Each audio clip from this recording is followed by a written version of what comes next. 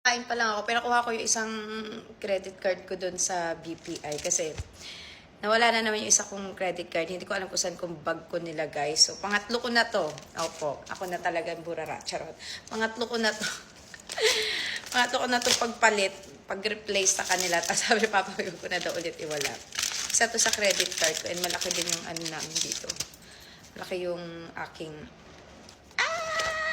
Ito na ulit siya. May bago na naman akong wawalain. Pagka kasi ako nag-ano, pati nga ID ko minsan na may misplace ko talaga. Magpapalit-palit ako ng bag. Kaya ngayon na, ano na ako, tinatamad na ako magpapalit-palit ng bag. Nilalagay ko naman siya sa wallet. Pero minsan pagka kinukuha ko to, biglang suksok na lang ako, balik agad ako sa bag ko. Tapos pag nagpapalit ako, nakalimutan ko kuhain siya doon sa pinaka-packet. Pero marami naman ako credit card. Pero mas gusto ko kasi na meron ako niyan. Kasi yan din yung ginamit ko nung binila ko si Papa P ng, ng AP sa ibang bansa. Kasi nga, sobrang laki talaga ng ano ko dyan ng limit. Eh ako nagregalo no kay Papa P. I think ng birthday niya, grabe. Pangatlo ko to taon na wala. Kasi buti mabilis na palitan ng ng BPI. Hay.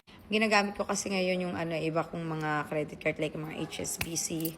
Itong mga to, hindi ko naman to talaga ginagamit. Kasi si Papa P naman talaga pagka lumalabas kami, pag nagsha-shopping kami, lagi talaga yung card niya yung ginagamit. Kaya ako, hindi talaga ako gumagamit talaga dito sa Pilipinas ng card ko. Kasi lagi ko naman kasama si Papa P. Pero mas okay na papalitan ko na lang din siya in case, di ba?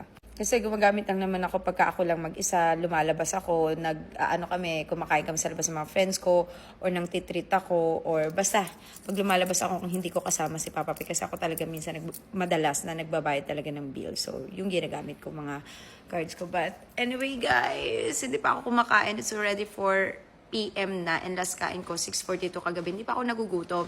Ang ininom ko kahapon, 'di ba, yung Milky Mango. Grabe talaga yun. Totoo nga sabi ni RJ na pag iniinom niya yung Milky Mango, hindi talaga siya nagugutom, kaya nakakapag-omad talaga siya. Kaya tingnan niyo, ang laki ng niliit talaga niya.